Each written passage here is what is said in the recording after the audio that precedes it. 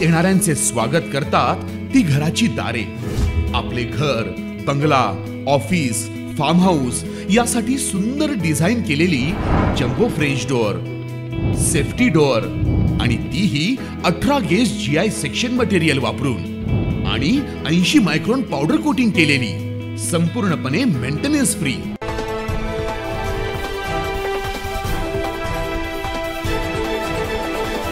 राष्ट्रवादी काँग्रेस पक्षाचा या सरकारचं करायचं काय?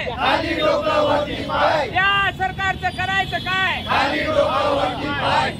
राष्ट्रवादी शरद पवार गटाच्या वतीने आज धुळे शहरातील जुनी महानगरपालिका येथे महायुतीचे काळे कारनामे अशी प्रतिकात्मक दहीहंडी साजरी करून महायुती सरकारचा निषेध करण्यात आला। महाविकास आघाडीचे सरकार पाडून महाराष्ट्राच्या राजकारणातील व सामाजिक क्षेत्रातील संयम मर्यादांना तिलांजली देऊन महायुतीचे घटनाबाह्य सरकार स्थापन केले। राज्यातील उद्योगधंदे देखील गुजरातला पळून नेले जात आहे। महिला व मुलींवर लैंगिक अत्याचार होत आहे।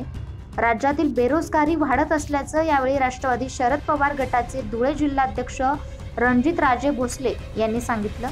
आज धुळे शहर राष्ट्रवादी काँग्रेस पक्षाच्या वतीने युतीचे काळे कारनामे या प्रतिकात्मक दहीहंडीचं या ठिकाणी फोडण्यात आलेले आहे।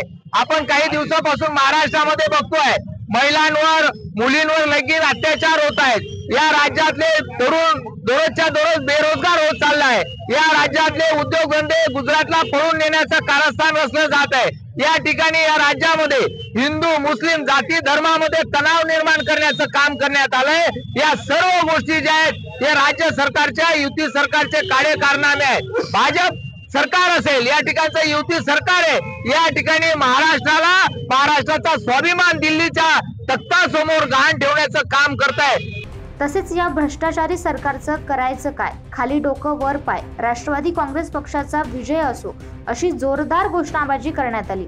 यावेळी राष्ट्रवादी शरद पवार पक्षाचे पदाधिकारी, कार्यकर्ते मोठ्या संख्येने उपस्थित होते। 9 न्यूज महाराष्ट्रासाठी प्रतिनिधी राजश्री मोरे।